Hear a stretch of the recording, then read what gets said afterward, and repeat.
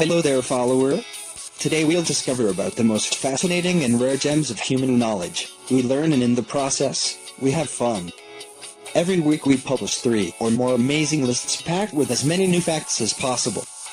You will always leave here smarter than when you arrived. Come in and join our tribe of enthusiastic and friendly folk. People just like you, crazy about learning something new and, more importantly, something you can tell your friends about. And please don't forget to subscribe to our channel to be at the edge of top facts every week. Now we present 10 upcoming doomsdays to mark on your calendar. Do you remember 2012, or more accurately, the decade or so beforehand filled with prognostications of the coming apocalypse? Obviously, the world didn't end. But failed doomsday predictions have never stopped new ones from being made. So take heed. You don't want to make plans, tell everyone you're coming, and get dressed up to the nines, only for the apocalypse to hit, leaving the world devoid of life, and you red-faced with embarrassment. Knowing how much time humanity has left to exist is crucial for planning your social life, so here are 10 dates to keep clear in case all life on Earth is annihilated. Number 10. The Great Tribulation 2017. According to the Bible, the Great Tribulation will be the worst period in the history of mankind and will immediately precede the end of the world. For Christian doomsday theorists, all signs point to fall 2017 as the start for this 7-year period of excruciating torment. It took a lot of people and a lot of long, complicated Bible verses and calculations to arrive at this date, but the theory basically revolves around significant dates concerning Jerusalem. In 1217, a rabbi by the name of Judah ben Samuel made a number of predictions regarding Jerusalem and the end of the world. First, he claimed the Turks would control the area for 8 jubilees. A jubilee is a 50-year period that culminates in forgiveness, erasure of debt, freedom, and God's mercy. According to the rabbi, 1217 was the start of a jubilee cycle, as was 1517, the year the Turks invaded Jerusalem, 300 years after his prediction. In 1917, 8 jubilees later, the Turks were driven out of Jerusalem on Hanukkah.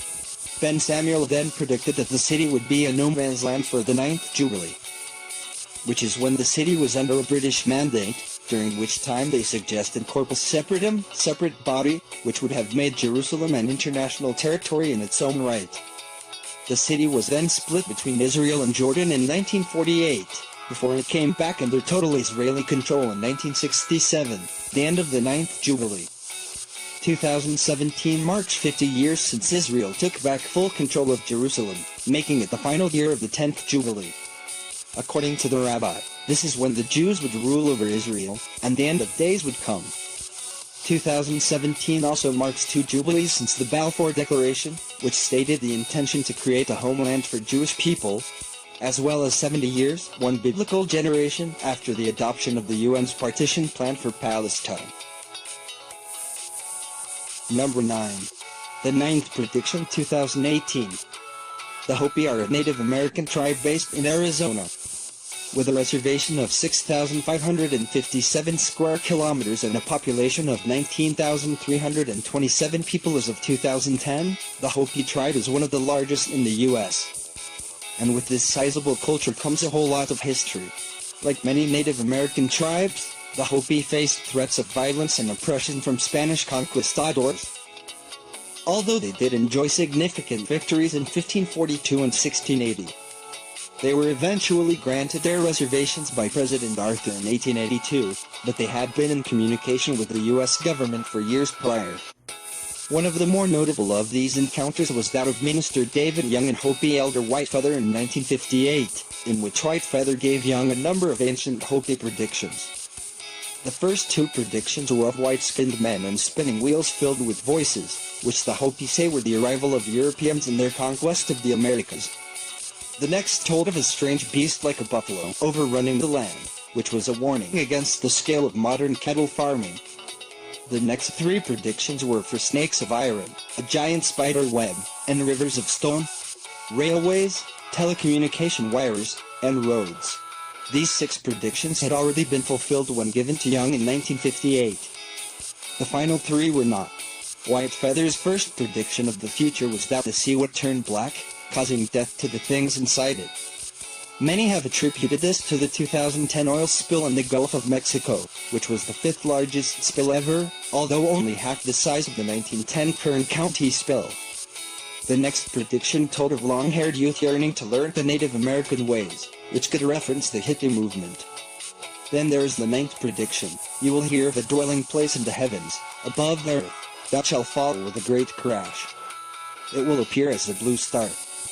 Very soon after this, the ceremonies of my people will cease. The most immediate assumption to make is that a comet will crash into the earth. And while many believe that this is the warning of the prophecy, others believe that the term blue star could point to something else. Tiangong-1 is a Chinese space laboratory that lost all communications with Earth in 2016. Right now, it is orbiting the planet and will do so until it has lost enough momentum that it will crash into the Earth. Could this blue satellite be the star in White Feather's prediction? Could there be an experiment on it that could spell doom for humanity? We'll just have to wait until October 2018, when the lab is expected to re-enter our atmosphere. If we're still alive then, you can start waiting for the comet. Number 8. The Second Coming 2020. In the psychic community, Jane Dixon is considered one of the most important figures of the 20th century. In addition to working closely with Presidents Nixon and Reagan, Dixon had a syndicated newspaper column and wrote several books, including one on horoscopes for dogs. In 1973, Dixon published her most famous book, The Call to Glory, which her followers believe to this day predicts the end of the world. In it, the Catholic clairvoyant claimed that the beginning of the end would come in 2020, starting with a voice heard all around the world saying, "It is done." This would signal the second coming of Christ, who would battle with Satan until the end of the world in 2037. Fortunately, like most other psychics, Dixon had a habit of predicting things incorrectly. Unlike most other psychics, the phenomenon of ignoring the wrong stuff was named after her and is now known as the Jane Dixon effect. Dixon claimed that the information she received was always good. She just misinterpreted it. Number 7. The Second Coming, again, 2021. If you don't trust psychics and prefer to get your information on the apocalypse directly from the Bible itself, then F. Kenton Besher is the man for you. President of the World Bible Society, Besher is convinced that Armageddon will occur by 2021 at the latest. One of the main reasons for this is down to his interpretation of the parable of the fig tree. If you don't know the parable, it basically goes like this. A farmer is angry that his fig tree hasn't given him any figs in 3 years. As he is about to cut it down, a farmhand rocks up and says, "Chill. Leave it with me for a year before you do that." Most interpret this as God preparing to smite infidels, but Jesus giving them a second chance. However, since the fig tree is often a metaphor for Israel, Besher and others believe that the parable means something different entirely. In his book When, Besher claims that it means Jesus will return one generation after the founding of Israel, which he says will occur in 2028. Since Jesus will have to fight Satan for a while before he can rapture all the good guys, this means that the actual chaos and anarchy will have started by 2021. Number 6. World-killing asteroid 2026. The Messiah Foundation International was founded in 2002 and acts as a sort of spiritual leftover casserole. The foundation appears to believe in all theistic religions, but it is mainly a blend of Christianity, Judaism, Islam, and Hinduism, according to the Messiah Foundation. Scientists are well aware of a gargantuan asteroid hurtling toward our planet, on course to collide in 2026. But although these unnamed scientists believe we will have the technology to destroy it by then, the Foundation disagrees. The asteroid will mark the end of days. The Foundation claims that when this happens, the awaited ones will return and save everyone worth saving. Needless to say, Jesus is one of the awaited ones. The Messiah, for those who believe it wasn't Jesus, will also make an appearance, as will the Mahdi, the Islamic Redeemer, and the Kalki Avatar, Vishnu's final incarnation. Conveniently, His Sublime Eminence Riaz Gahar Shahi, who founded the Messiah Foundation, is also one of the awaited ones and will also return, despite not being dead yet. Number 5. Newton's prediction 2060. When you think of Isaac Newton, you probably think of science and reason, but it turns out that the man who documented gravity may have needed to be brought down to earth a little himself. It's no secret that Newton was a firm believer in God, but few remember that his belief in the Bible was as steadfast as his belief in science. He even believed the Bible contained clues to the end of the world for those looking closely enough to spot them. Newton's calculations are long and complex, but essentially, he believed that the end of the world would come after a long period of corruption in the Catholic Church. Working backwards, Newton believed that the year 800 marked the beginning of this corruption and of the Pope's supremacy. The book of Revelations mentions time, times, and the dividing of time, which is interpreted to mean 1 year, 2 years, and half a year, or 3.5 years in total. It also mentions 42 months. Both 3.5 years and 42 months add up to 1,260 days in the old Jewish calendar, and since days often represent years in the Bible, Newton concluded that the end would come in the year 2060. Newton did qualify this by saying that while the world may end later than 2060, he saw no reason for it to end sooner. Ironically, he hoped that his prediction would help put a stop to rash conjectures of fanciful men who are frequently predicting the time of the end. We all know how well that worked out. Number 4. Islamic Second Coming 2129. Before the creation of comic books or movies, the only overlapping expanded universes were those of religion. Technically, Jews, Christians, and Muslims all worship the same God. These faiths, along with a few smaller ones, are known as the Abrahamic religions and account for over half of believers worldwide. So if Christianity is the sequel to Judaism, then Islam is the spin-off, where Jesus makes a cameo as a well-respected prophet but not the Messiah. It's sort of like Iron Man appearing in the new Spider-Man movie. According to a number of Islamic hadiths, sayings, the apocalypse will not be a single-day event, but something that occurs over time. It will begin with the world becoming a place of war and oppression against Muslims, which one could easily argue is taking place today. In response to this, the Mahdi, the awaited one, will unite all Muslims and set the stage for the return of a prophet, which many believe could be Jesus. This is due to a hadith that says the son of Mary would break the cross and kill the swine. Breaking the cross, of course, means tearing apart Christianity, which they believe has gone in a direction Jesus did not intend. Killing the pig means reinstating the rules of Judaism that were abandoned by Christianity, such as those concerning eating pork. Said Nursi was a Muslim scholar who studied these hadiths and believed that he had figured out the timeline for these events. According to his interpretations, the world will end with earthquakes, fire, and a one-eyed beast battling the Messiah as Gog and Magog descend upon the earth. Number 3. Messiah Clock 2239. One of the most easily identifiable beliefs of Judaism is that they are waiting for the Messiah.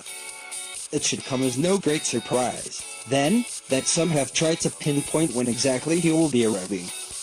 Rabbi Eliyahu of Vilna was an 18th century scholar who developed a clock, not a physical one but a method of timekeeping, to count down to the arrival of the Messiah.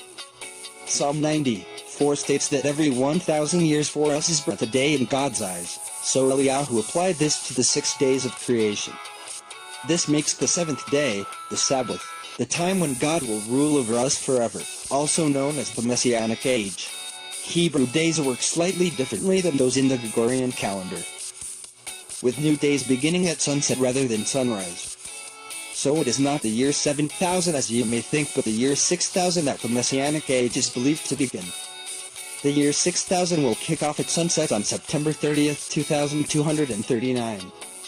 According to this belief, the Messiah must actually appear before the Sabbath, so that is the latest possible date of his arrival. Although he could appear any time before then to help us prepare for his new kingdom of heaven. Unfortunately, although the eternal Sabbath will bring about total peace and harmony, it will only be for those who actively prepare for the arrival of the Messiah. Even if you are a practicing Jew, you won't be allowed into the party if you don't help set it up. Number 2. Quran Code 2280. Mashhad Khalifa was an Egyptian biochemist and divine messenger of God, according to himself. In the late 1960s, Khalifa began using computers to look for mathematical codes hidden in the Quran. By the mid-1970s, he was claiming that he had found them.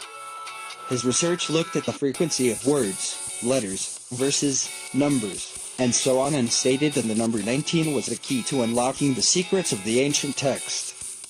Some evidence of this is that the first verse of the Quran has 19 letters, as does the first verse of the last revelation.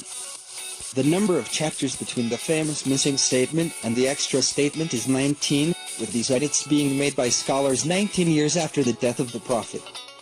When the name Mashhad Khalifa is treated geometrically, where A equals 1, B equals 2, etc., the numbers somehow add up to 19, revealing him as the seer of the apocalypse.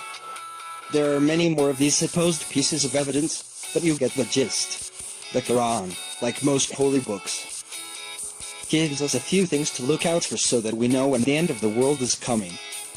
These include the splitting of the moon, which believers say is when humans took back moon rocks, the discovery of the secret code, the aforementioned Code 19, and the creature made of the earth, that will enlighten us to the existence of our Creator, aka computers.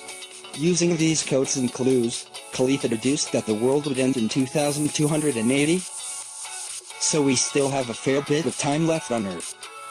When the end comes, a horn will sound, and Earth will be crushed, utterly crushed, as will the heavens. Fortunately, a second Earth and heaven will form for believers. The problem with mathematical codes is that it's pretty easy to make them fit your prediction. Number 1. Sermon of the Seven Sons circa 84,517. Of the roughly 4,200 known religions we've had throughout human history, Buddhism is one of the most widely tolerated and respected by those outside the faith. But apart from their policies of peace and self-reflection, the only things most people know about Buddhism are the belief in reincarnation and that joke about the Dalai Lama asking a pizzeria if they can make him one with everything. So, how does a religion of serenity and rebirth think the world will bid its final farewell? To understand how Buddha claims the world will end, you must first know that the Buddha who founded Buddhism on earth is just bit of our world, Siddhartha Gautama. Gautama Buddha lived from 563 to 483 BC and claimed that his teachings would be forgotten 5,000 years after his death, or around AD 4517. By this point, we'll all be living selfish and sinful lifestyles. Another Buddha, Maitreya, will descend and revive the religion sometime in the following 80,000 years, which is how long people will live by them. After this, the Sermon of the Seven Sons will move forward. The first is our sun, which will see all plant life dry up, wither away, and cease to be. When the second sun appears, all animal life will die. The third, fourth, and fifth suns will dry up the rivers, lakes, and oceans, respectively, while the sixth sun will usher in an era of violent volcanic destruction. Finally, the seventh sun will appear and cause the earth to burst into flames and burn away into complete and utter non-existence. One could easily argue that the suns are used to measure time, but it seems that believers in this religion generally take them as literal suns either entering our solar system or going supernova. Fortunately, anyone is free to avoid this fate by simply achieving enlightenment and nirvana, which should be doable if you have a Buddha and 80,000 years to live. In this way we finish the top 10 for today at Matter of Fact, the Untold Facts, where you discover the most fascinating facts of human knowledge. And don't forget to subscribe to our channel to be at the edge of top facts every week and amaze your friends with some kickoff knowledge.